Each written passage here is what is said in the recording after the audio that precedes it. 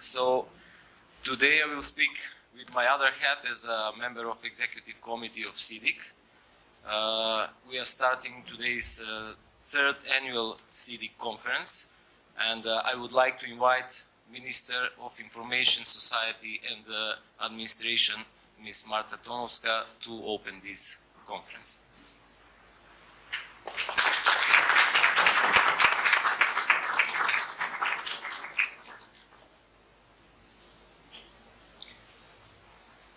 Dear Sasha, ladies and gentlemen, good morning to everyone.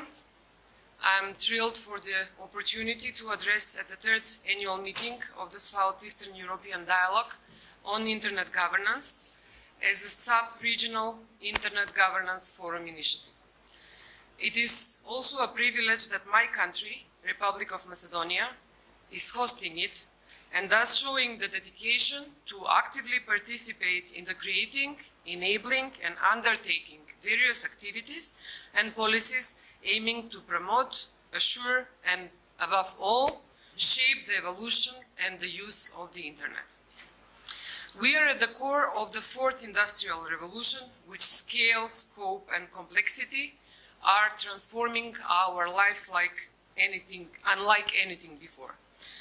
Having complete digital transformation as the next step in the digital evolution, we must say that open, inclusive, collaborative and transparent dialogue on Internet governance issues is important more than ever before. The question of Internet governance has been formally raised almost 15 years ago under the auspices of the World Summit of Information Society, while a few years later the Internet Governance Forum was conceived. In this occasion, I will share with you that I was part of the Macedonian delegation attending the first Internet Governance Forum in Athens back in 2006, then representing the business community. Now, in 2017, I'm still active in the IGF discussions, this time representing the government.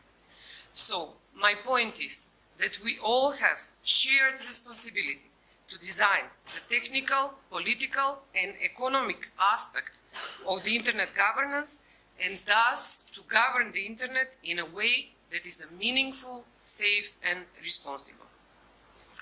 Republic of Macedonia is a country where the Internet governance is of crucial importance. During the years, we have provided conditions where all our citizens have access to Internet, and we have included broadband in the universal services portfolio. With 75.3% of the households already connected on Internet and 72.2% of the population online, according to the State Statistical Bureau, as well as the targets for ultra-fast broadband coverage and take-up laid by the European Commission within 2020 digital agenda, we, as policy creators and regulators, have many areas of concern about the Internet governance. Those areas include infrastructure, network architecture and relating technical issues, content control and issues like reliability of the sources of information, fake news, spam and pornography, cybercrime issues such as fraud, identity theft and theft of intellectual property, cyber attacks such as terrorism and major network disruptions, and of course human rights in the aspects of freedom of expression, privacy and protection from surveillance. In order to address those areas, we have started to design principles, norms, rules and programs that are providing responsible Internet behaviors and thus that the Internet is not our worst enemy but the most powerful tool we ever possessed towards the new evolution. In this context, as a positive aspect, we are working on digital transformation of our society and our government in the context of electronic public service delivery. So we are providing conditions for e-business, e-commerce, e-health, e-education, e-taxation, e-democracy, and many more E's that are gradually becoming M's like in mobile and S like in smart. In order to be able to provide that, we also have to deal with legal issues like electronic management, digital identities and signatures, interoperable institutions, and single window systems. So all of these aspects of internet governance are addressed in different pieces of legislation, gradually and according to the pace of the digitalization of each individual country.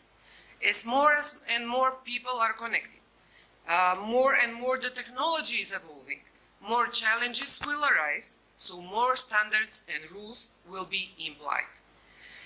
If all internet users were situated in a geographically merged position, that would be the state with population of 3.2 billion, the largest in the world out of 195 independent. But as this is not the case, there is no general internet law, neither the internet constitution. There is only an open internet governance model based on bottom-up and collaborative policy and standard development processes involving all stakeholders. That is why I am supportive of this initiative and this gathering. Under the same roof, we have both people from theory and practice, both policymakers and followers, both innovators and adapters, both students and experienced professionals, meaning that this meeting is promising both provocative and meaningful discussions on the various internet governance aspects. So I wish you a fruitful day ahead, significant conclusions and important takeoffs, and of course a pleasant stay in Ohrid. Thank you very much.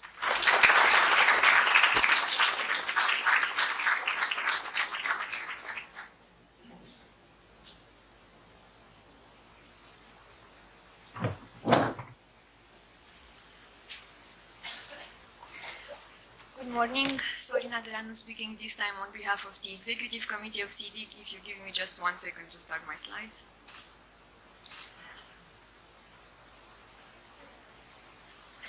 So I will be brief, but what my colleagues and I want to do this morning is to take you through the very short history of SEEDIG. As Sasha has mentioned, we are at the 3rd edition, so we are a rather young initiative, but we have done quite a few things. So we would like to show you how SEEDIG has grown and encourage you to join us for the future. So let me start. SEEDIG started actually as a discussion between, I think, 10 people in the context of the ICANN 50 meeting. It was a very informal gathering, and we were thinking about what we can do for our region to create this kind of dialogue among all stakeholders on internet-related challenges and opportunities that are specific to our region. So at this meeting in June 2014, we were discussing informally about what we can do. There was no specific idea for a SEEDIG or an IGF initiative, there were just questions. From this point on, the discussions continued. We moved into discussions with ICANN, with Eurodig, with the Internet Society, with RIPE, the European Commission, the Council of Europe, and all of our other supporting organizations. And step by step, we got to this point. Because for the next year, in 2015, Eurodig, which is the Pan-European IGF initiative, was about to be held in Sofia, which was our region, we thought that this is a starting point for our region, for Southeastern Europe. So we thought about organizing a pre-event for Eurodig for Southeastern European stakeholders. And this is how it started. At that point, we were calling it Southeastern European Roundtable, so not exactly a name. And the actual meeting was held in Sofia in June 2015. It was the day before Eurodig. We had around 150 people, but everyone was excited about what we're trying to do for the region. And this was the Deputy Minister of Bulgaria opening the SEEDIG sessions. So we had this first meeting. By the time of Sofia, we also gave the name of Southeastern European Dialogue on Internet Governance, and the godfather of SEEDIG in terms of name is Jean-Jacques Sahel, which unfortunately is not with us today, but the name comes from a suggestion from him. So we had the meeting, and after the meeting we thought, okay, so we have this first start. What do we do next? Do we go with Eurodig and organize this as a pre-event for every single Eurodig meeting? Do we stick to the region? Do we want to do more than just an annual event? And step by step, we got to the second meeting, which was in Belgrade. The community decided that SEEDIG should stay in the region, in countries in the region, and discuss about regional issues, of course. In Belgrade, we met in April 2016. We were hosted by the Serbian CCTLD registry. We had around 150 participants as well, multi-stakeholders from the region and beyond, with support from our key supporting organizations. The meeting in Belgrade ended, and we thought again. So is this what we want to do with SEEDIG? Do we want to do more? Is this useful for the community? And we asked again the community, what do we do? The community said we should continue, but we should do more than just an annual meeting. Because internet governance issues are there not just once a year. So what can we do to involve everyone in discussions and collaboration between two annual meetings? And this is one example of what we call intersectional activities. In collaboration with Diplo Foundation and the Geneva Internet Platform, we have launched the initiative which we call Internet Governance Developments in Southeastern Europe. So what we do, every month we look at what happens in the region in terms of good and bad things together, and we summarize them in basically this thing, a 4-pager, which shows developments and events. We have people from the region sending us these kind of developments. We have a team, my colleagues in the executive committee, our interns, everyone is contributing to this, and at the end of the month we publish it. And also at the end of the month we meet in what we call the Southeastern European Hub to discuss these developments and see how they impact us. So this is one of, again, the SEEDIG intersectional activities. But we can do more, and we should be doing more if we want this community to stay together and to actually have an impact on the development of internet-related policies in the region. What we also do, of course, we present our messages and our points of view at other internet governance processes, and here we have only 2 examples. The IGF, for example, last year at the IGF in Mexico, we had the sessions where with the other stakeholders from the region, and a few of you from this room were there. Thank you for that. We also get together in the context of EuroDig meetings. We present our messages there. So we are trying to make sure that the voice of Southeastern European stakeholders is better heard in pan-European and international processes. And when I say messages, I basically mean the results of this meeting. Because as I think as you have seen yesterday, every session ends with some key messages. Basically, a sort of an overview of the main things that have been discussed at the session. We put those into the meeting report and we present those at EuroDig, the IGF, and other regional and international organizations and processes. And what we have also done this year, we have grown a bit faster than we expected. We have an internship program. We have 2 interns with us today. Merve and Paul are somewhere in the room.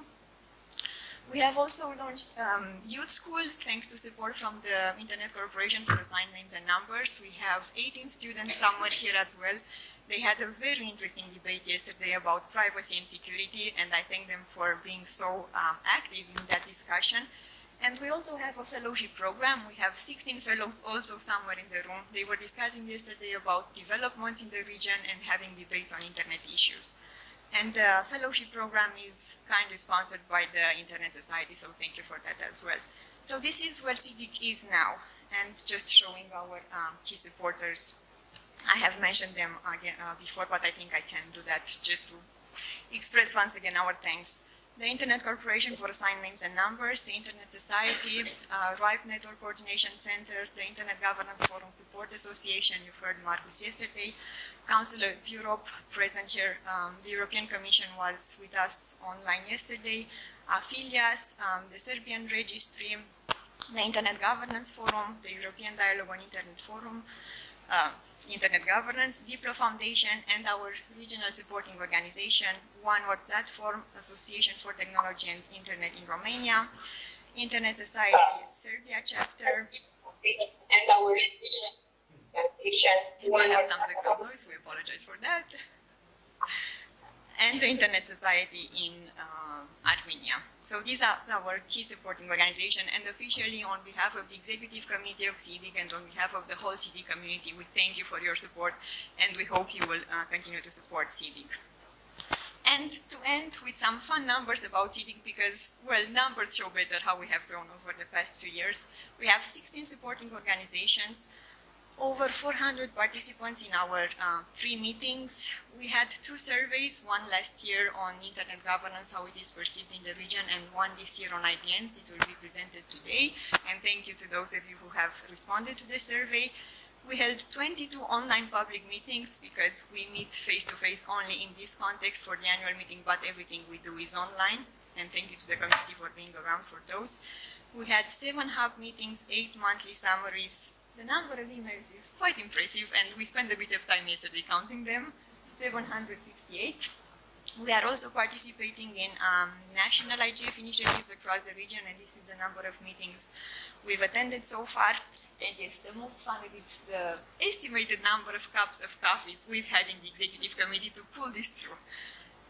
So this is basically how SEEDIG has been growing over the past 3 years. And this is not thanks to us in the executive committee, because we are only here to drive the process. This is thanks to you, the community, who has seen value in this initiative, who has been contributing, who has been working on shaping the program for this meeting, who is advising us on what kind of intersectional activities SEEDIG can still do. So we thank you for that, and we hope you will stay engaged as you've done before. We hope you can help us reach out to others and strengthen this community, make SEEDIG grow even faster than it has done over the past 3 years. And I will end here just saying I wish you all a very fruitful day of discussions today, and please stay engaged with SEEDIG, and we are always open to discussions about how we can grow. And just to underline the key principles of SEEDIG: bottom-up, open, inclusive, and transparent. Whenever you see we are not that, please let us know. Thanks so much.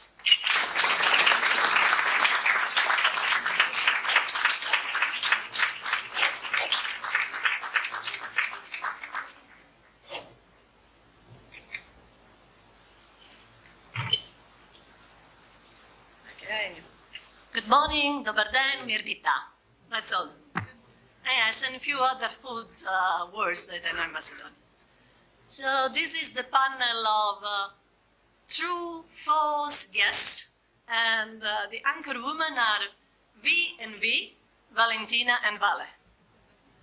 And you can guess if it's true or false.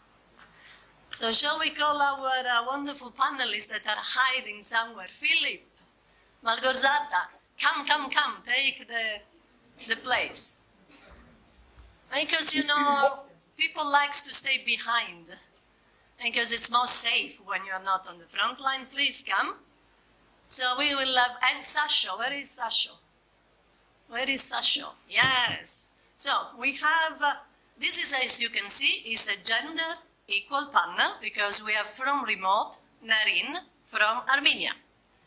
And when V and V do anything, there is always a gender-balanced panel, because we think that voices and different voices matter. So while my wonderful friends sit, are we ready? Microphone. Okay, yes, V and V didn't want to sit. We think that, see, if I sit, I lose half of my appeal, and Valentina too. So we will see if we can get some microphone. While we took places, let's say what we are going to talk. We were thinking and thinking. You know, fake news. I'm Italian by origin and live in the Balkans 22 years. And what moved me to Balkans was the awful wars of the Balkans. And you know that when there are wars, there are propaganda. And I think the fake news, alias propaganda, is something that we all know. And just to say that propaganda goes through every means.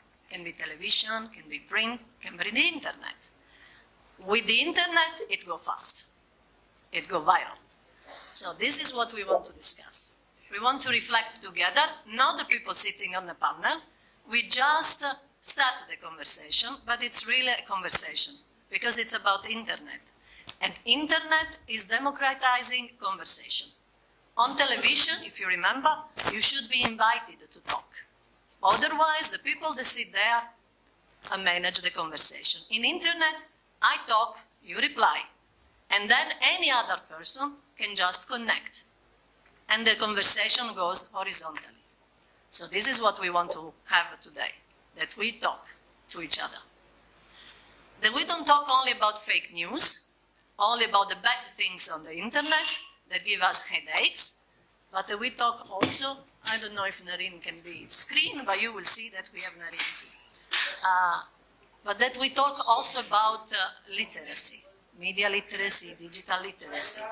Because if we are in a space and we are not able to understand the space, how it works, then we cannot use. I don't know if you ever had felt, stupid, dumb, because you cannot understand where to push the button, how to make that things work.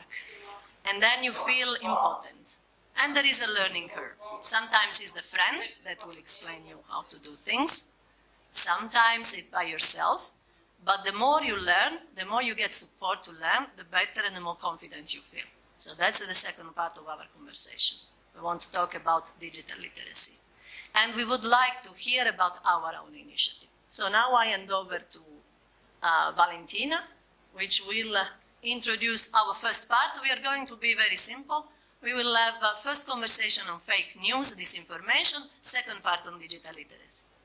Please. Thank you, Valentina. Hello to you all. I would like to also thank Sorina for this wonderful introduction and for bringing us all here together. And many thanks to you for being here.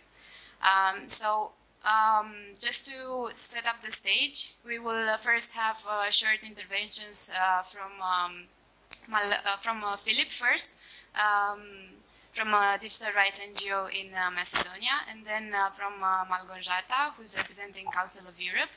And after they touch a few points, we will do a short exercise together, and then continue the discussion on media literacy and what role it has in this fake news phenomenon. So, Philip, if you would like to begin.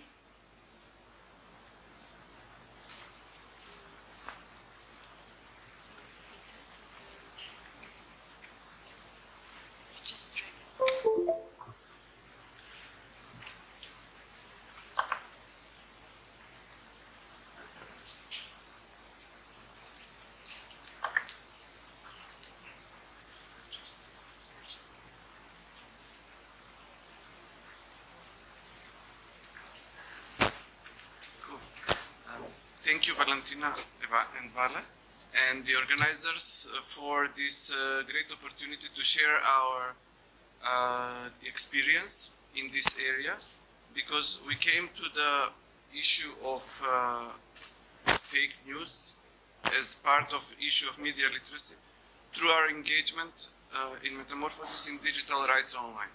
However, as the media become more and more less traditional, if I can say, and they move to the online spaces, there was big interconnection between human rights online and the media sphere. So I will present a little bit of our experience, and but also I would like to connect with what Varla said, that fake news is not really a new phenomenon. Media manipulations has been existing since a lot longer before the Facebook or the internet or the recent campaigns and so on. And even, I think, they have been existing before journalism appeared, because media is not only journalism. Media is also propaganda. Media is technology that is transmitting some sort of information, either false or not false, from one person to another. Probably the first type of media was political propaganda. In the Babylon or in the ancient civilizations of Babylon, Sumer and others, we have remaining of monuments to rulers who proclaim that they are God's representative on earth, strengthening their power. So it's kind of political propaganda. Journalism appeared only in the last several hundred years. Before, it was not really existent. It is connected with the Enlightenment. It is connected with the scientific outlook on life. So, what we today call fake news, for about 200 years in Europe, was called journalist d'ac or canard in French, and the same word, the same term was used also in German in translation or in Russian and in South Slavic languages, novinarska patka. they were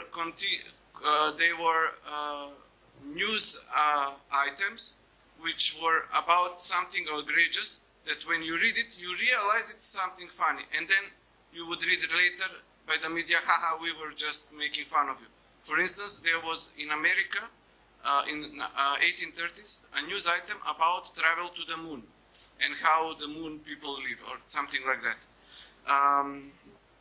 However, with the new technologies, we have a new dimension, because the media sphere was in a way democratized. A lot more actors than traditional news organizations who had their code of conduct and who were in a way self-regulating. A lot more actors were able to come to this space to reach more people, including, for instance, in the latest phenomenon that made Macedonia even more famous on world scale, groups of entrepreneurs who were using the power of social media to create or to copy fake news as clickbait to attract visitors to their website. And when they realized that it's political news about certain American politicians which draw people to their websites, they were contributing to the basically the dialogue in another country and influencing it without direct actual connection to the journalistic standards or even doing reporting. They just thought that their main job is to attract visitors and get money from ads. I come to the conference because of our experience with the tackling media manipulations, which is a wider area than just fake news, through the media fact-checking service, which was supported by USAID and was functioning in Macedonia. Pardon?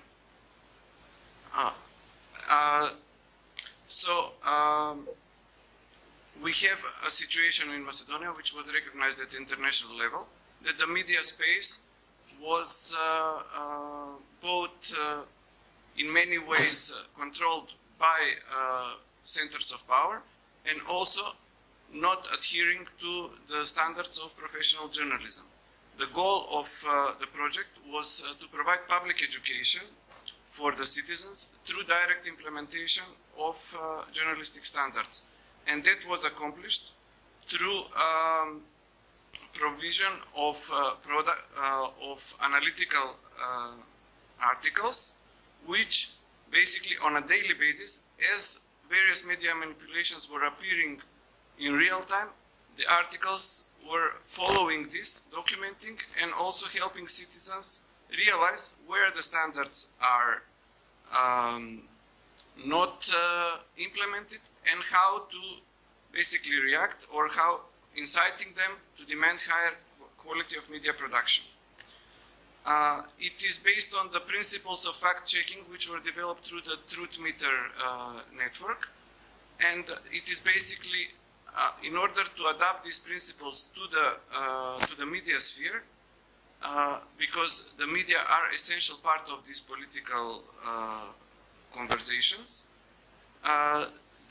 The media fact-checking service focused on the stipulations within the Code of Journalists of Macedonia, which is the same as international codes of journalists elsewhere, and developed a production of different types of articles, including journalist peer reviews, which were about over 3,000 during the course of the project, which were based on several very clear criteria. So these criteria were published openly through the methodology which is available on the website, and anybody who would get acquainted with this criteria and the journalist code of conduct could make their own reviews of the content of the media and then possibly come to the same conclusions as the reviewers. We wanted to incite dialogue or a multilateral conversation between the journalists, the users, and the wider community of civil society and institutions and all other stakeholders, but based on a very clear set of rules, which also limited our work in a way, because this was only addressing information presented as news, not opinions, not getting into various types of discussions about things that cannot be proven if they are fake or not, because sometimes politicians or journalists make various types of vague statements which cannot be classified as news. But news, according to the journalist standards, are about conveying the truth, something that can be verified. It is not the philosophical truth of the ultimate truth of the universe, but the truth about the facts which can be shown if they are true or not. So we had a good response by the citizens online. We had a lot of thousands of people joining in various ways, including becoming fans of our Facebook pages.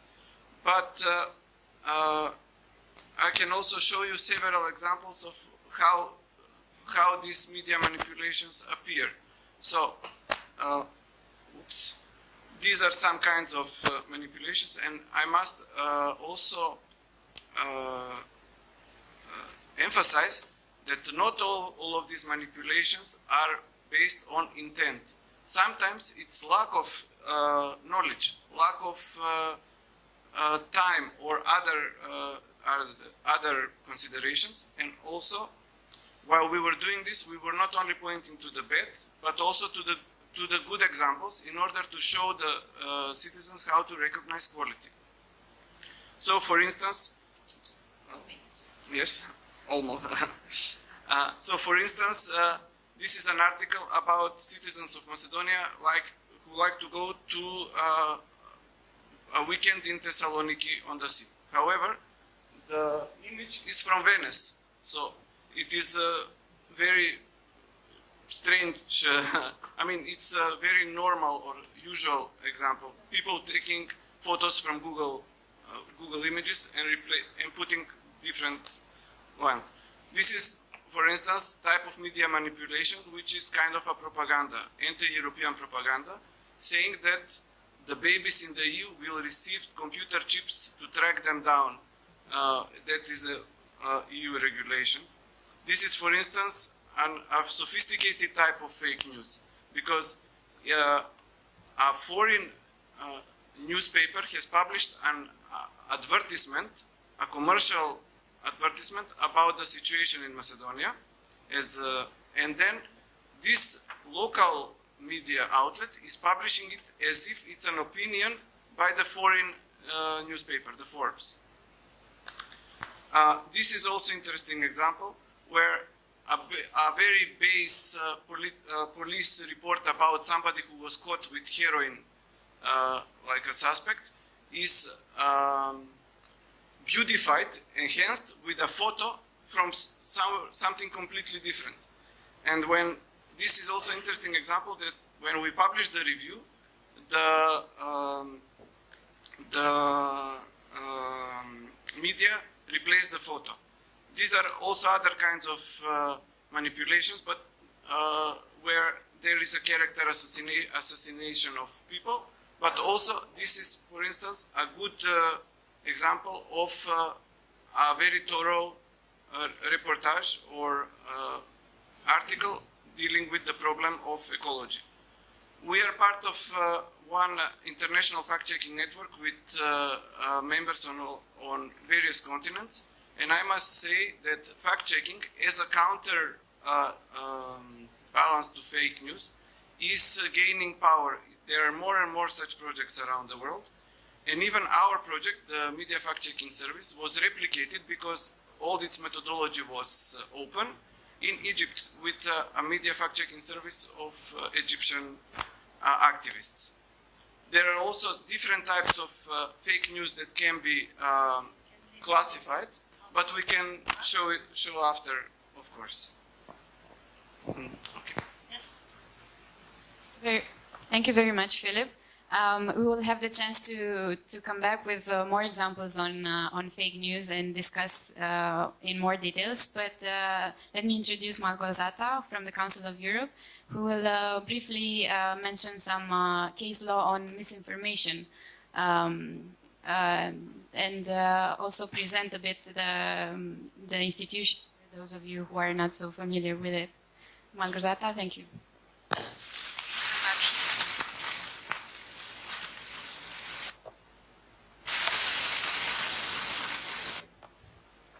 Should be better. Yes, that was a great introduction, and I can only agree that there is nothing so much new about fake news. Conspiracy theories, rumors, political propaganda are well known and well established in the political discourse, public discourse for centuries. But it was, I believe, the American election and the role of social media and the spread of inaccurate data through the social media that raise awareness and the pressing need to find the right solution, the right approach to this problem. So in a way, it has some novel aspect, and it requires us, the international community, all stakeholders, to be inventive and approach this problem. But when doing this, we should be following guidance of international law, notably European Convention on Human Rights, as interpreted by the court, because our attempts to counteract dissemination of fake news might, if too hasty or too far going, might have adverse effect and infringe the quality of public debate. So let me briefly familiarize you with some guidance that could be that has been developed by the European Court of Human Rights regarding dissemination of false information. This guidance has been developed in a number of cases, mostly regarding defamation, but not only. Also, it was the cases of, like in Salaf case, of dissemination of false information within the election campaign for political reasons. So let's start. As you may know, I'm sure you know, Article 10, Para 1 of European Convention on Human Rights establishes the right of freedom of expression. That has three major components: right to hold opinions, right to impart information and opinions, and right to receive information and opinions. While the paragraph 2 of this article sets the possible restrictions to this right of freedom of expression. All these restrictions must be constructed strictly, and the need for any restriction must be established convincingly. These restrictions are subject to three tests. Test of legality, whether the interference of freedom of expression is prescribed by law, so clearly stated in the legal act. Second, the test whether the legitimate aim was being pursued. Convention establishes few areas of public importance, but might justify such restrictions, among them interests of national security, territorial integrity, public safety, and some others. Third is the test of proportionality, whether the given restriction is necessary in a democratic society. But basically means that this test requires to determine whether the interference corresponds to a pressing social need, and whether the means chosen are proportionate to the legitimate aim pursued. Member State has also is obliged to give reasons and to justify the needs of a given restriction convincingly. The Court, in a number of cases, underlined the importance of freedom of expression for safeguarding public debate, notably stressing the role of journalism and the media in sustaining public debate.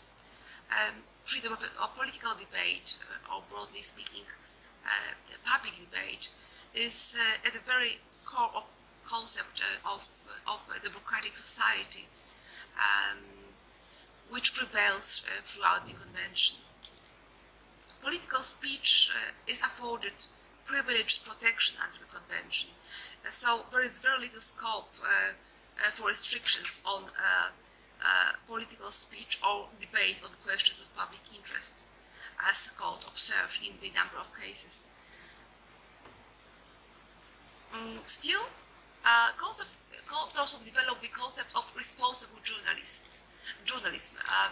That means that journalists have also the obligations in order to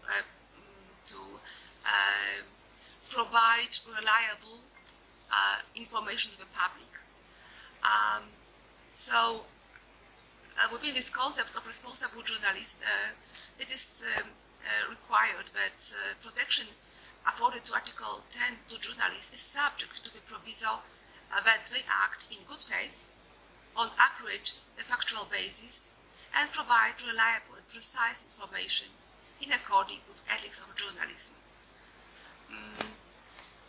We can put this concept from the negative part and say what should not take place. So when the given information, news item, involves excessive breadth of accusations, wholesale criticism, and is provided despite the absence of sufficient factual basis, when it is impossible to invoke journalist good faith or compliance with the ethics of journalism, then the protection granted under Article 10 cannot be claimed.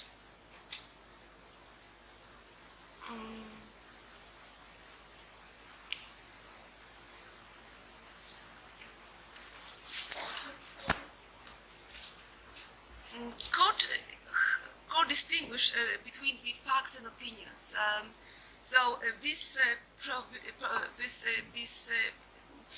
This provision of responsible journalism rather refers to the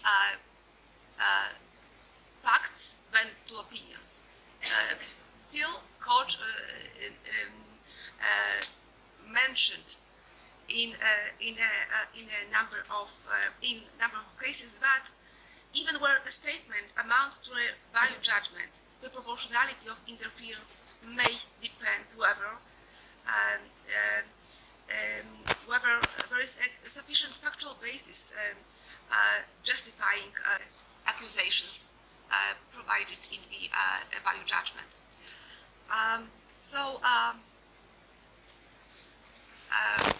Let me. I have 2 more minutes, so I'll be very quick and. Okay, now more, less. Okay.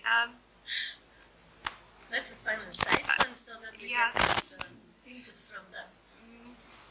So, the search for the right solution to the phenomenon, to the issue of fake news spread is taking place.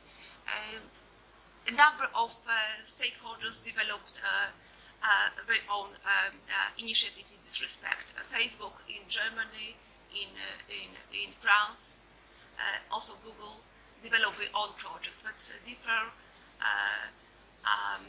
from country to country.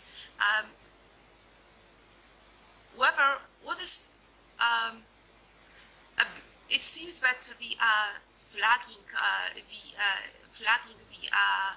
the given news item as doubtful based on independent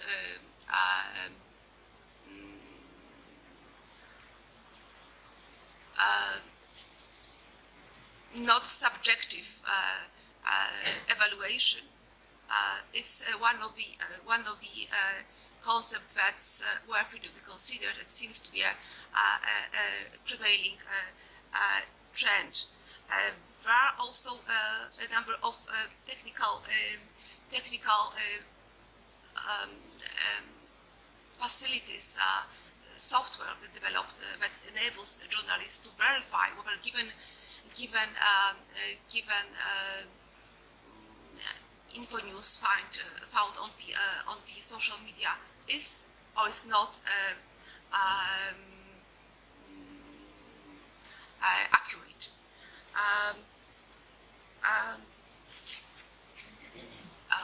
Let me just add to this information that Council of Europe is also commissioned a study that should be released in October in order to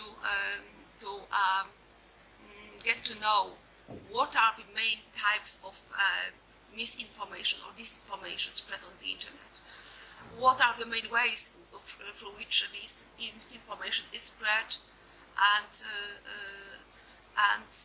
what are the initiatives how to deal with this problem within the European continent.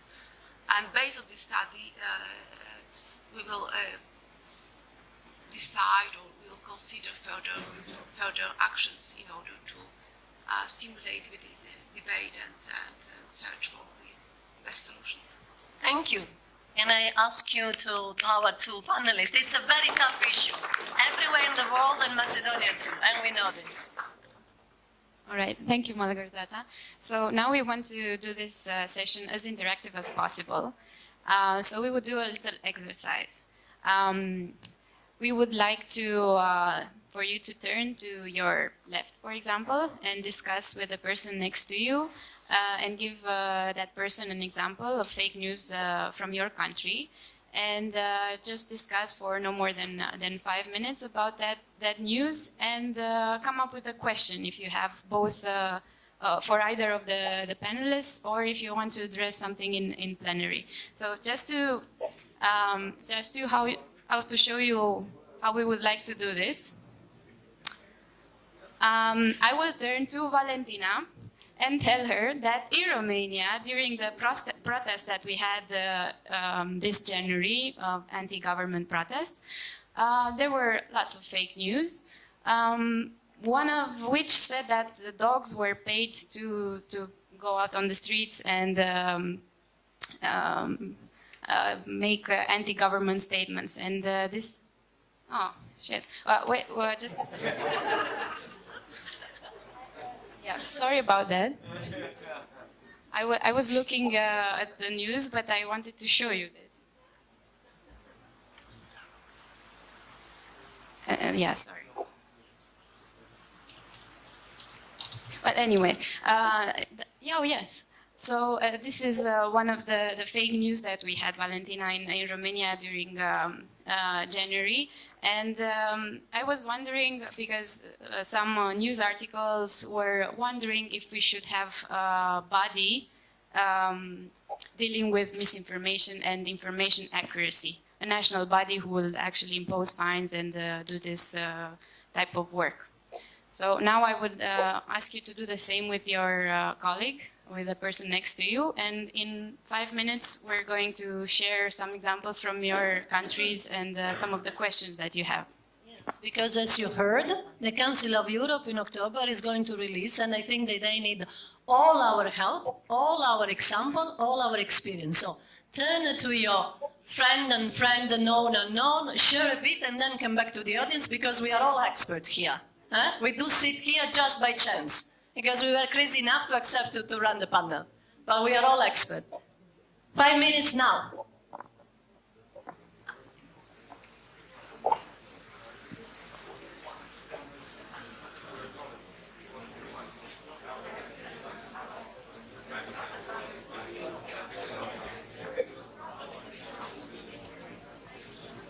So do you want to share some fake news?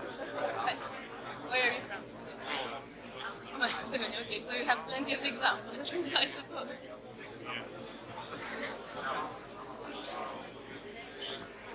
Where to start? Where to start? Yeah, exactly.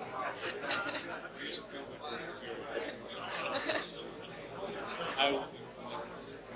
Okay. Can you tell me about your... Yeah, so aside from this, that the people who came out on the streets brought their dogs, and also dogs were paid by the government to protest. Yeah, there were lots of news telling that Soros, you know, the billionaire Soros, paid all the participants. all the participants to come out and to protest against the government.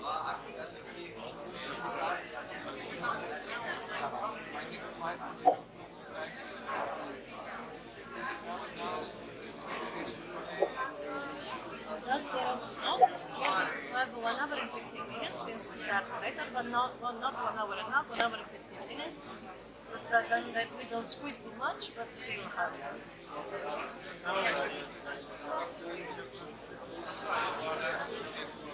That's my now we have.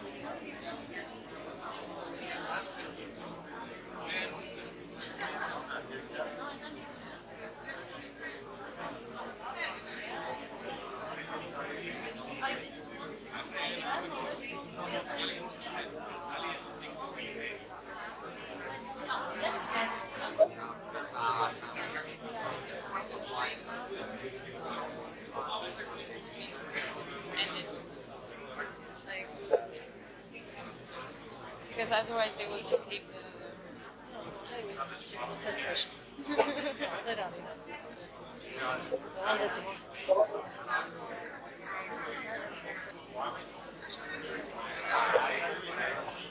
So that's why you have.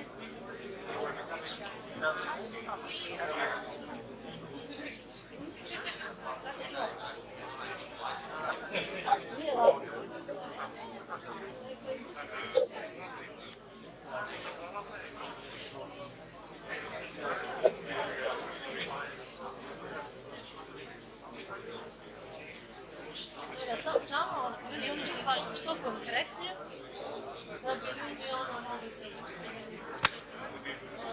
1 minute. Yeah.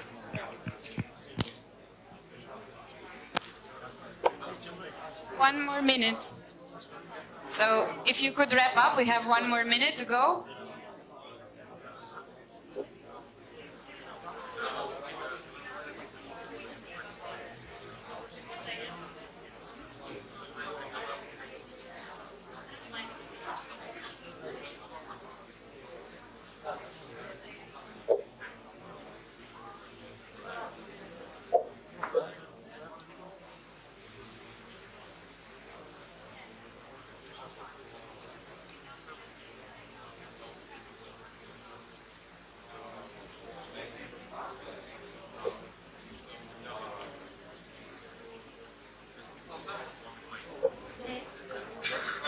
So, are you ready to share your examples?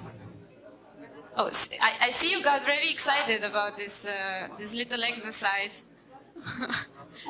So, could I ask some of you to maybe share some of the examples you have from your country, so that our session rapporteurs could also do their part in delivering this message further? We have Olga and Belma and Doran dealing with the session rapporteur and the online reporting. So now we have the floor entirely up to you, and we would like to invite you to contribute to the discussion. Please. Hi. Well, we're both from Macedonia, so we couldn't really, well, we did share a few stories, but I think it's important, perhaps, instead of sharing a story, to make an important distinction that I see is kind of getting mixed up here, and at least in my mind, is I view it differently. It's fake news are put as propaganda, and propaganda is when you have a center of power, whether it is a state or somebody else, who wants to project a given message or messages in a series of messages. And if we look at the case here with the Veles boys, as it was covered in Wired and Financial Times and everywhere, it wasn't really, perhaps some of them were approached by the Trump campaign. But what they were doing is they were looking from where the vibrations will vibrate the most. So Trump tried with Hillary, it wasn't really vibrating. They tried with Bernie Sanders, some vibration there, but I mean, and by vibration I mean where they feel that there's some traffic going on, right? So it was the Sanders followers, or the people who were supporting him, were too sophisticated to fall for some of these news. So they saw, beside food issues, they saw that with the Trump campaign, they could throw different news, and all of a sudden, when they would throw them, they would vibrate, right? And that would bring revenues back. So their incentive was money, you know, Google AdSense, and they were getting the money from there. So this is an important, I think, distinction to make. If propaganda is, I am the king, or whatever it is, I want to project to the world that I'm omnipotent, I am the descendant of God, and I will project both kind of messages. Here, it is, you know, entrepreneurs who are working with the technology of the day, and the technology is facilitating it. And in that sense, it's like the industrialist, you know, like the bazaarites in Iran or wherever it is, where if you're at the bazaar, you have the power to insert gossip and influence things like that. So this is what the return of the bazaar mentality. So I just wanted to kind of throw that distinction. I think it's an important one when we're discussing fake news. Thanks. Because I like to walk. So any other fake news? Comments? You agree, disagree? Yeah, I can see a woman, then sorry, I have a bias. I said, Wolf know me. I'm biased towards women. I like to give an example that Michael reminded me of back in Turkey during the Gezi protests. And this was a piece of fake news that was spread by pro-government news outlets and columnists, and eventually it was even promoted by members of the government, and it was about during the protest how a group of men wearing leather clothes peed on a woman in a headscarf and on her baby. This was literally their claim, and then it was promised to be investigated and evidence to be produced, and well, it's been 4 years, and obviously it wasn't true, but this was discussed, and it occupied the newspapers and all of our agendas for a very, very long time. So it's been, as we all know, it's being weaponized, and I only wanted to say, I think the only way to counter this is critical thinking and digital literacy, like capacity building, but also at the same time, when people are willingly using this, apart from monetizing on it for political reasons, I'm not sure if then critical thinking or digital literacy will help, because most of them already know it's lies, and that's exactly why they are spreading it. So in that sense, I'm not sure what the solution is, but I'd love to hear different ideas.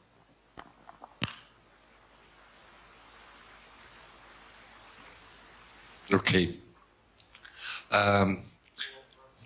Last Sunday in Switzerland, we had what we do 3 times at least a year. We had a public votation. The public votation was on a new energy strategy for Switzerland up to 2050. In the course of this votation campaign, there were a lot of arguments, pro and contra. One of the contra-arguments against the new strategy was by a political party representative who said, if we are following this strategy, which is in the end without nuclear power, we won't be in a position anymore to have a warm shower in the morning. And this stupid argument was repeated so many times that one of the papers made a quick poll and found out that at least 1/3 of the population considered this argument as plausible. Without nuclear power station, we can't have warm showers in the morning anymore. So for me, this is a very typical example of a fake news. But this type of fake news is not, in my opinion, as a former journalist, not a new phenomenon. As long as I can remember back to my training, we always were confronted with fake news. Let's take a traditional example of fake news. The whole yellow press, in my opinion, is fake news. Because when you have magazine, have no other interest, reporting about aristocracy or noble families and how the bathrooms of the noble families look like, or the home stories of so-called VIPs, are, in my opinion, so bloody irrelevant, making people stupid. So it's, in my opinion, also a category of fake news. Or take another example, we nowadays have the fast food media, the gratis you can find at any train station, which gives you short snippets of news which are not contextualized anymore. So you can feed up people day by day with this short news without any real political framing or context. This doesn't educate people, this doesn't make people smart or understand about political realities. This makes people stupid. So I think there are a lot of phenomena in the media, and not only in the traditional media, but particularly now in the social media, which tend to be typologies of fake news.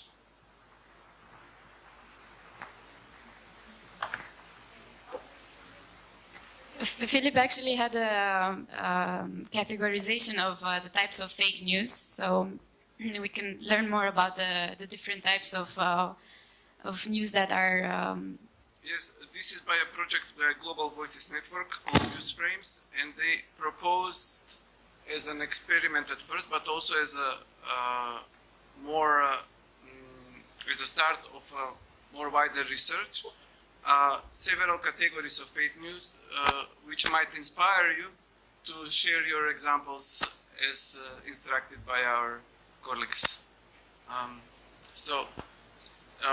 And I agree with the previous speaker that media manipulations go beyond this narrow definition of whether a news item contains or does not contain true facts.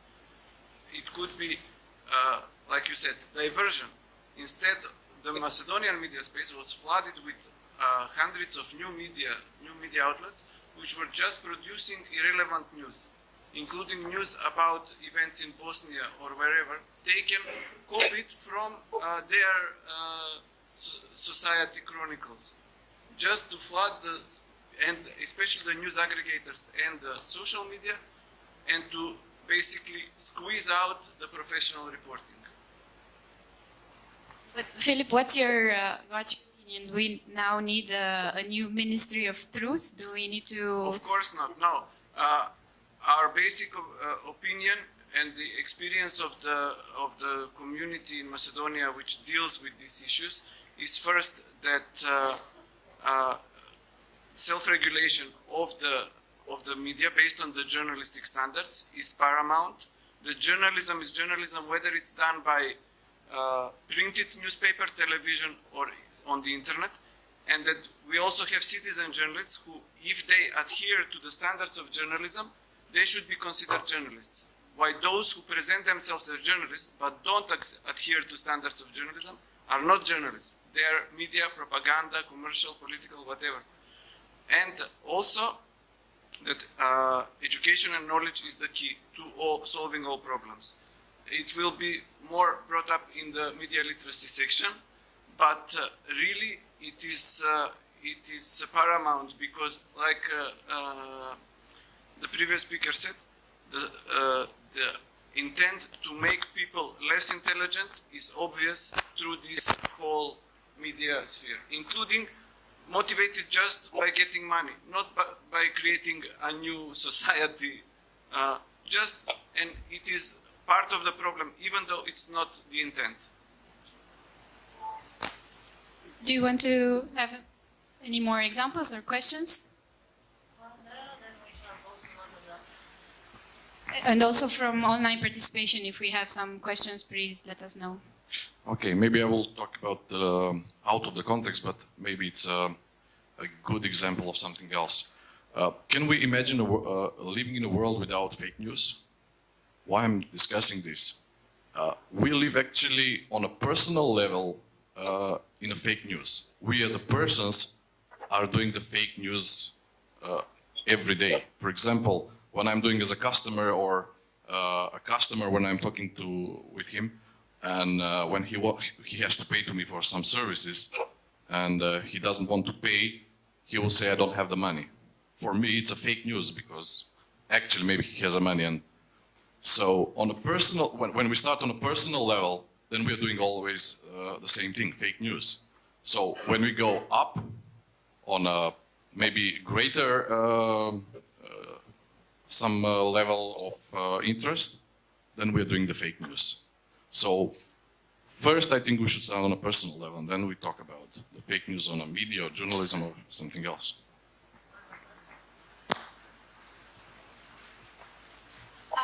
I believe that what we need are a set of different solutions, and media literacy is a key. Research proves that even flagging or effective flagging of a given news item might not be efficient if it's not associated with adequate media literacy. It can be just ignored or forgotten. There is interesting study in this respect about ephemerality of human memory. So this is the key issue. And then, of course, this is very dangerous to count that that some state authority might take on behalf of all the citizens the informed choices about which information should they have access to or they should not, because of susceptible falseness of a given information. It is rather a dangerous concept, and it might, in the utmost example, come to the threat to preventive censorship. So we should focus on different approaches developed in the dialogue with all the stakeholders. So now, if there are no more questions or oh, please, yeah, go ahead.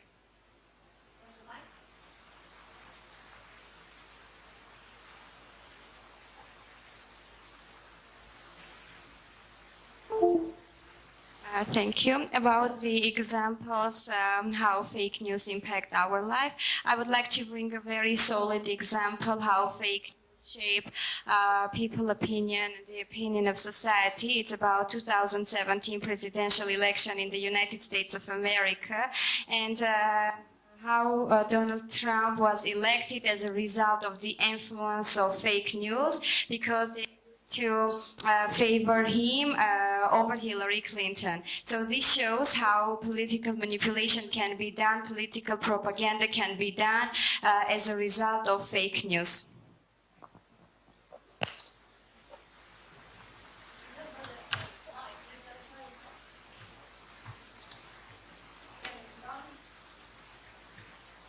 Actually, about the Trump thing.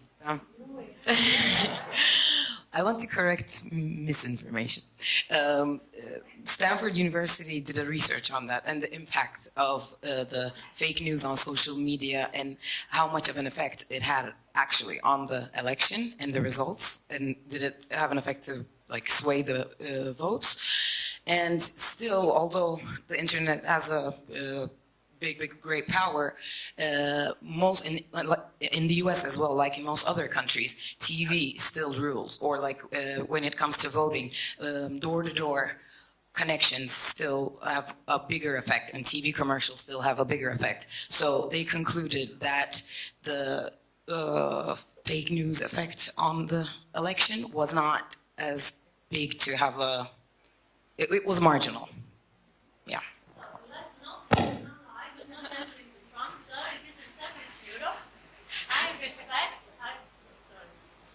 I think that it's really important. It's not that I want to cut the conversation. There are many opportunities to talk, but there is also this monopolizing of Trump or US over any other conversation. Fake news or propaganda, misinformation, it's a serious problem, challenge everywhere in the world, but it's really important that we look at our own world. I live in Bosnia. And I can tell I spent the last 20 years of my life in the Balkans. And if anyone in the Western Europe or US need the training on how to cope with this, I'm ready. They have just to issue a visa, I can go, and I think plenty of people here in this room can provide assistance, psychological assistance, strategy, advocacy, so let's stay here. We have our own fake news, and we have proved that we have young entrepreneurs, and I agree with you, it's the money business, young entrepreneurs in Macedonia that were able, in a very disastrous economy, to earn enough money if they wanted to buy a house.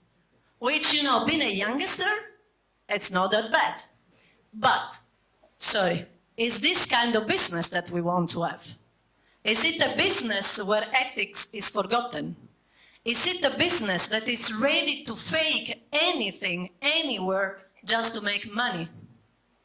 This is one of my questions as a civil society. And it's also for you.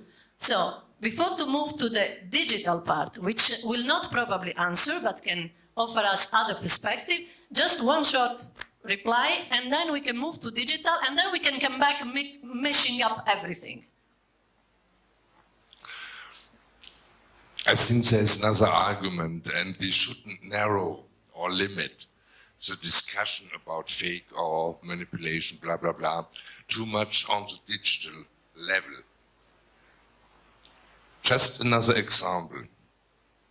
The traditional media and the media ownership question, in my opinion, is very crucial. Just a short example.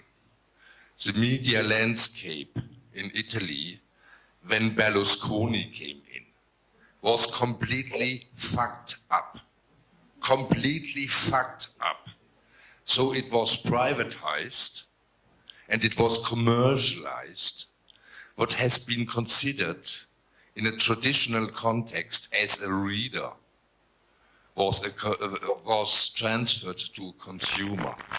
They sold anything with newspaper, journals, media outlets, just to change from the information level to a consumption level.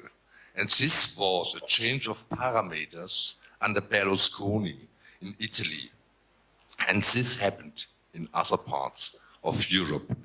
To my knowledge, a lot of the former Yugoslav republics, the ownership was completely transferred from former public services to private investors.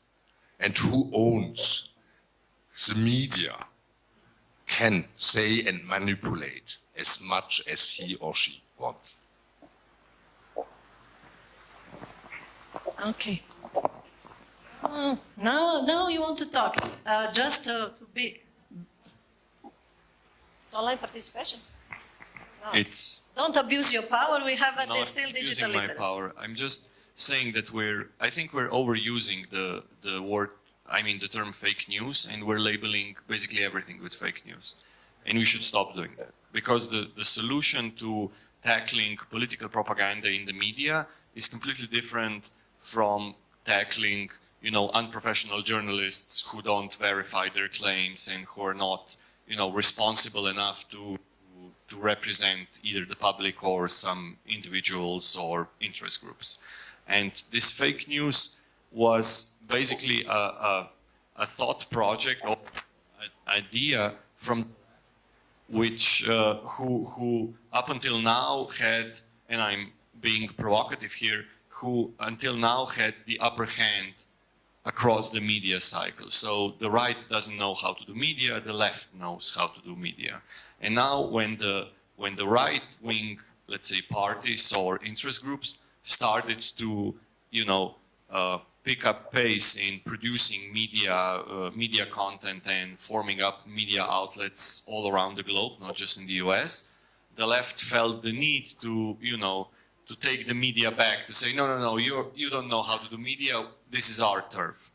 And the fake news term now it's become an empty term. Nobody knows what it means. Every time you see something in the media you don't like or you disagree with, you basically say it's fake news. You know, you don't have to believe it, it's fake news. But in a way, you know, fake news is just a term that, as I said before, and I'm repeating myself, doesn't mean anything. So we should stop using it. We should define clearly, you know, lies, manipulation and stuff, and then move on. Thanks. Thank you. Okay. We have half an hour more to go, and we have two panelists, one from Armenia and one from Macedonia, that will talk about digital literacy. So if you agree, I would just wrap up. There are many things here. The term fake news as a way to cover everything, but there is the issue of digital, the technology that accelerate and spread, but there is also a specific place, because although we have millions of media outlets that has no impressum, no one knows who are behind them, but there are also social networks. Our social network, like Facebook media, do their own responsibility of what they allow on their platform or not. So there are many issues, and we will not solve. Let's now go to the side of people that are trying to reflect. So Narina, I hope that you are ready to go, because I'm just introducing you. So let's look from the side of people that look at media and digital literacy, because we all, as a user, as a citizen, we can produce, but also we become victims if we want, and speed those fake news. Let's see how people try to react or to work on building up a critical response. Narin. Good morning, everyone. Can you hear me well? Yes, go ahead. Thank you very much for this debate of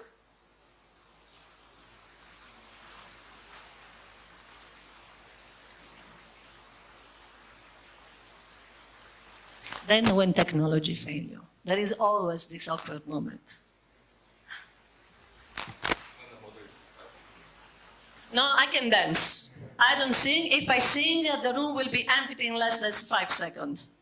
That's a well-known fact. I disclose myself very up, but I can dance. Almost anything. And destroying anything that is traditional, that has some root. Because I'm a punk rock ex-girl, since I'm, you know, the 50s don't allow you to be a girl.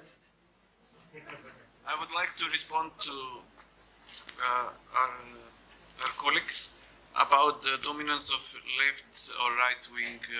If we can determine that on the global level, or in the US, or on the Western Europe level, that liberal democracy was a predominant narrative in the past, until recent upsurge of right-wing populism.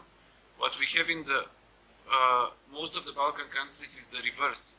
Since the independence, the right-wing populism was the norm, also among the media. And what we have in the Balkans, especially in the Macedonia case, like a very concentrated example, is what would be the result look like after 10 or less years of the same trends continuing, unless they are stopped by different type of stakeholder interventions. And also I agree, the terminology is important. It's important not to use the language that is confusing, and sometimes it's planted intentionally or propagated in order to confuse people and to make things less understandable, not more.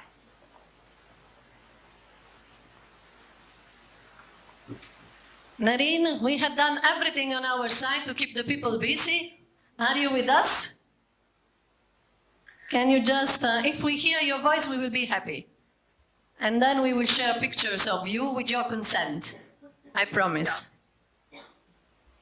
Can you hear me well? Yes, just go 5 concentrate minutes. Go, digital literacy, media literacy.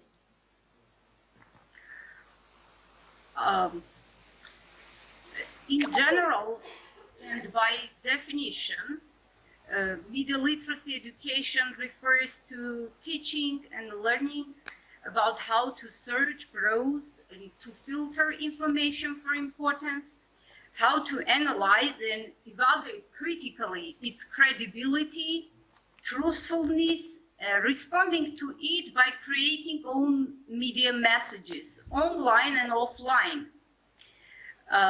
So 3 areas of competencies constitute media literacy: digital skills, critical thinking skills, and communication skills. The spread of social media and superabundance of information created now conditions for circular reporting, when an information source is nearly impossible to detect. Unverified fact on a wiki page can appear in a published article, which may later be added as citation for the same wiki information. So there are a number of tips which media literacy practitioners prescribe to spot fake news. We just need to investigate who might benefit or be harmed by the article or an opinion. Does it attack a generic enemy? Is it trying to persuade you something? Is the news too good to be true? Is it oversimplified? Is the language of the news emotional or neutral? Is there a response from anyone criticized? And at last, is your own search language biased in any way? There is a scientific evidence that people are more likely to believe information supporting their beliefs and reject facts contradicting them. And this is complicated by the fact that personalized algorithms of social networks and search engines prioritize information matching our worldview. And they not only form knowledge accessible to us, but also social relationship in the digital and physical world. And this is not only a post-truth era, but the era of surveillance, when internet companies based on massive personal data decide what information to show us, constructing our identities, our worlds. And this is the process we have very little control over.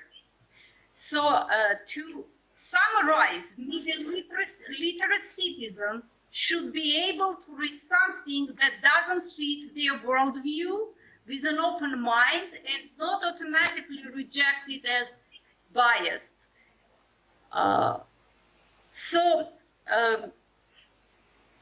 One thing which I also would like to stress, that with the spread of citizen journalism and bloggers, news aggregators, very often uninformed opinion masquerades as news, and the lines are often blurry between legitimate journalism and propaganda. So while we look for the ways to address the problem of fake news, let's remember that measures against spread of misleading information can easily be transformed into censorship against free speech, a classic feature of authoritarian states. Thank you very much, and I wish you all to have an interesting discussion today. Thank you, Narine. Okay. So just for the sake of, before we move to Sasha, so skill is a key. Skill are digital skill, critical skill. So we need to know the technology, how it works, how it doesn't work. We need to have a critical mind, and we need to have ability to communicate. And plus, there is the happiness machine. This is, I think, what is important from Narine. The happiness machine are the social network that take us there because they are organized by likes. And they will show us what they think we believe, because as Narine says, we agree with what we already believe. It's like looking at yourself in the mirror. You recognize yourself and you like what you say and you see, and you press the button, like, love, share. So the happy machine, let's not forget the happy machine, and the censorship that this also can bring when we rely on mechanisms that are going to make us maybe less happy, but more safe and secure. And with this, we can move to Sasha, which is from the Agency for Media, for Audiovisual Media Services from Macedonia, because I think it's important to hear also what in this country had been done to try to address digital literacy and how things goes. Thank you. 5 strong minutes, 7 at the most. Well, first of all, I have to clear up some things. Not digital literacy, but media literacy. It's the key. I mean, when we are discussing this, it is very important because it is connected with the measure that were undertaken by the European Union. I first wanted to give you a context how this developed, the whole concept of media literacy. It is coming from the Audiovisual Media Services Directive, which have obligation towards the member states to provide measures in order to increase the level of media literacy. It is Article 30 of the directive, but also it stipulates that European Commission has to submit reports to the European Parliament each year. And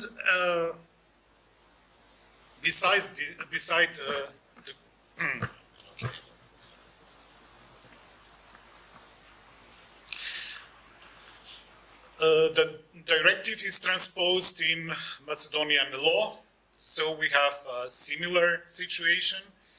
The Agency on Media Services is also obliged to, it has competencies over media literacy in Macedonia.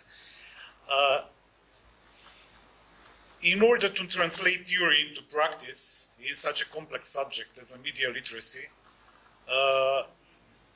we are aware that measurements are necessary, and measurements are about data.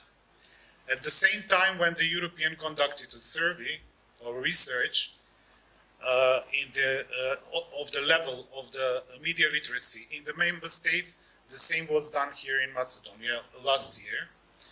And the results came out, they have to be analyzed, and they have to introduce a strategy and how the regulatory should react. I have to emphasize that the perfect modality to measure media literacy does not exist, and different methodologies were used. There is no ready-to-use formula, and it is a step-by-step process. Ideally, a yearly measurement is to be done and improved over the years.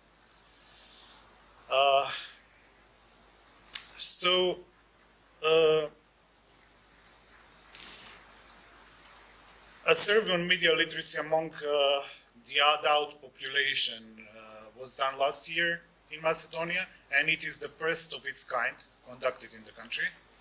The results of the study should be used for policy planning and activities and projects to promote media literacy in Macedonia. The poll involved 1,523 respondents aged over 16 years of age, through face-to-face interviews in the period from December 14 to December,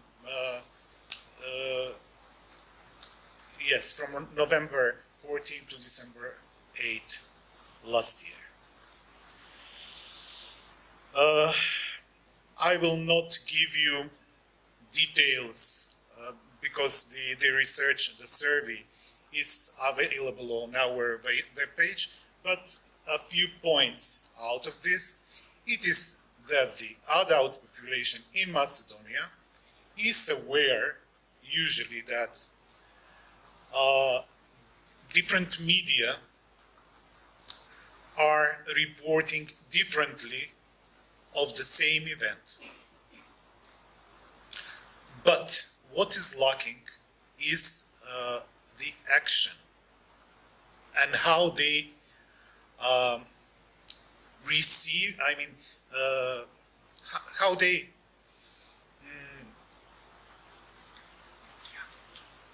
well, I don't have the word exactly. Yeah, how they analyze the information they get, whether it is influencing their opinion or not. Well, and the other point is that we are going to make, to enlarge this survey for the next year, including the minors or the children, which is also important aspect of it, of the media literacy. But first of all, as the results show, we have also a great obligations towards adult population. So this is in general. I will not give you more data since it is available. Just a few points to think about. Thank you very much. Thank you, Sasha. So now it's back to you and to us. If you prefer to take 2 minutes to think about your question or your issue, or also from your country, if there are experiences in how to address media literacy when also it comes connected to technology. If you have any question for any of the panelists, including Narin, we are here. While you think, I would just say briefly that Bosnia had, after 20 and so years, a census. And in the census were also the question of media literacy and digital literacy. And the results are terrifying. We are an ignorant country. Ignorant because we have 38% of people that is digitally ignorant, and 23% of people that can just surf or be able to open a Word document. So if we think at what was saying Sasha or Narin about the critical ability to understand and to react, but also to think about the digital ability to use and the communication, we understand how this is terrifying. For me, it's terrifying. And there is a digital gender gap, because in a poor country, when parents has to decide on who invests for education, they decide to invest on the boys. So we have also in Bosnia and Herzegovina more than 2% of completely illiteracy of young girls. And this then can reflect also online. So this is just to give you some times, and then the floor is open. And I will be happy to walk till the end. Digital literacy, comments, thinking, solution, if you have any. 1, 2. Oh, we go first in the back. Please stand up, please stand up.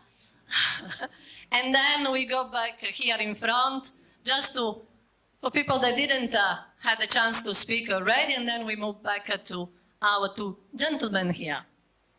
Thank you. This is working. Okay. So I have a really short comment that is more of a question. I think that the field of media literacy is developed enough in order to offer people that are interested in gaining it a lot of tools that can help them discern what is the truth, what is opinion, and how opinions are formed, what is the context. However, I think that the biggest problem is not related to the tools that are available to citizens, but to behaviors. Because as you mentioned, we are psychologically prone to accept information that confirms our own beliefs, and there is a big bulk of research on this specific thing. So my question, which is open to anyone that has an opinion, is how do we educate behaviors and attitudes so that people are more willing to search for the truth? Because they can, I am totally sure that they can do it. The question is if they know that there is a need to do it, and that sometimes truth is not only at the surface, what they see firsthand. Thank you. So get ready. We have, you were ready. We have them here in the front. Sorry. Then Philip. And if anyone is then want to also answer to the question, it's open. Well, I want to bring in perhaps a comment from earlier about the structure of, let's say, ex-Yugoslavia and perhaps other countries from the previous Eastern Bloc, where the view is that propaganda certainly existed in the sense that there was one central way of communicating it. Well, another thing that existed was skepticism and cynicism at that time, which is an important skill if we're talking about skills here. And the people knew that what was said, there was a high degree of structure. So what was happening was, during the markets, during the day-to-day coffees with people, was where the real information was being exchanged. And sometimes if there's a fear that somebody's going to be eavesdropping, then you speak in formulae that are only kind of available in jokes and here and there. And this is how the conversation was going. And I think that skill is still present. And if you look at it, I mean, what's happening here. But what the internet and other technologies kind of allowed is to really overwhelm.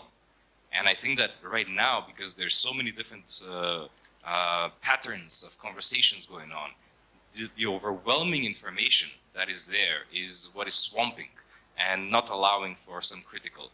And unfortunately, those who are most inclined to be critical in an intellectual, objective way have left many of them from many of these countries. I mean, so many of, and this is a key thing to be addressed, it's a socioeconomic issue. It's not really a literacy issue, because the conditions don't exist for the well-educated to stay. They leave, and there's like a little suction that's going west of the people who should be the ones who take the charge toward the more objective way of looking at things. So again, all this conversation is very often education. It's a socioeconomic issue. It's not an educational issue really at the core. Education can do some part, but once you educate those who you want to educate, you leave to another place, then you've done nothing. But if you raise the standard of living, I agree. It's all about money. That's why no one invests in education, because then you are brilliant and then you make troubles. But I fully agree that it's social. Philip, and if you have still, okay, thank you. Michael and anyone else? Yes. On the issue raised at the back, that and also the others, because we have part of the population which is educated and recognizes the media manipulation, let's say, and we have part of the population that requires education. However, within the part that is educated, not all of them, or very few, small majority of them, is actually doing something with that education. We tried within this media fact-checking project to research this aspect of how to make citizens more willing to take part in these efforts. And we conducted a survey which is compatible with the survey previously, with similar results about the levels. And it showed that citizens are aware that the media in general are not to be trusted. Only 5% said that they trust the media in Macedonia. However, when it's up to them to do something about it, what they do, most of them just comment within their friends and family in a closed circle where they can, not in a public sphere. Most of them also actually don't, many of them don't react, 40%. And they think that somebody else should take care of this business, especially some state institutions and so on, including our own host, Agency for Electronic Communications, which has no competency in this content sphere. It is only about the technological framework of, while the, even, so very few people mentioned the Broadcasting Council, which is basically the previous name of the Agency for Audiovisual Services, and has some legal competencies in addressing these media issues, or self-regulation mechanisms. But what is most important, I think, is that when we ask the people what would encourage them to do so, is that they have, they want to be certain that somebody will respond to this, that they will not just talk about it and nothing will happen. And 25% is basically referring to fear, because when media manipulations become the norm as part of certain populist political system, then the people become afraid. And even if they know what to do, they don't do it. Yeah. We need to wrap up. So I will, Michael, very brief. Then there is, you want to have a closer line, and then we need, sorry? 2 minutes, and then we need to have our rapporteur so that we know what we have been talking about. So, be super brief. I can skip. I do people that self-censor themselves so nicely. Thank you very much for the understanding. So, Malgorzata, your last line. If you want to have a last line, then we move to our rapporteurs. Very briefly on the media literacy. I would like to share information about the draft recommendation in preparation that should be adopted by, well, finalized as a draft by the end of this year. Draft recommendation on the media pluralism and transparency of media ownership. And it has a large component concerning media literacy, and it recognizes as of crucial importance for member states to strengthen in the law encouragements to develop media literacy, but also to develop actual media literacy policy and implement it through the multi-annual plans. So to give more structure, more order approach to media literacy, because if we discuss it only as a concept, it might lead us to nothing. So we need some really timeline and clear media literacy goals established at the national level. Okay, so is there anything, Sasha, you think you have to say for the benefit of us all, or we go to the just for per condition, so that I'm not always biased against them? Well, I want to summarize the discussion and a few questions that have arisen about the right terminology. I think media literacy really respects the socio-economic as it is defined, and it is also understanding the cultural, regulatory, educational context. I want to take you back why I told you it's very important to distinguish between digital literacy and media literacy, because digital literacy is a little bit earlier term, very much connected with Nicolas Negroponte, I suppose, and his book Being Digital.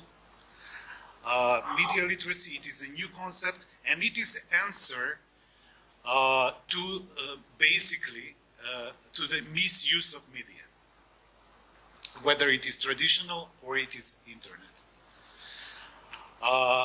Instead of implying regulation that will be based on punishing media. It is a concept that is somehow dedicated more to users, how to recognize their abilities and their approach to the media. And it is more like, it is not really education, but it is in part. Thank you very much. It's a very feminist concept, agency. We can take things on our own. Rapporteurs, are you ready to tell us what we were talking and how crazy we were?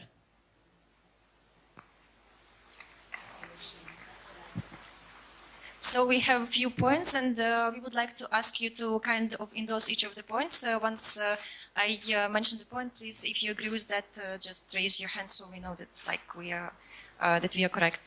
So the first one is that new technologies bring more access to reporting, thus democratizing conversation, which is now happening horizontally. Thank you. Then the next one is we should differentiate between propaganda and fake news. Propaganda is about having the center of power which creates vibrations that vibe the most. And fake news is about entrepreneurs working with the technology, delivering the message of the day, following the bazaar mentality. I tried. The next one is nowadays we are having fast food media which deliver short and not contextualized messages, thus not educating people but making them stupid. Then the next one is media literacy consists of digital skills, critical thinking and communication skills, but it's not only about education but about considering also the socio-economic environment. And the last point is that we need to make the distinction between fake news and unprofessional journalism, as we always use the term fake news. That's it. Thank you. So thanks from Valentina. Thank you very much. And then someone else has to take the floor and to continue. Thanks for having been so nice.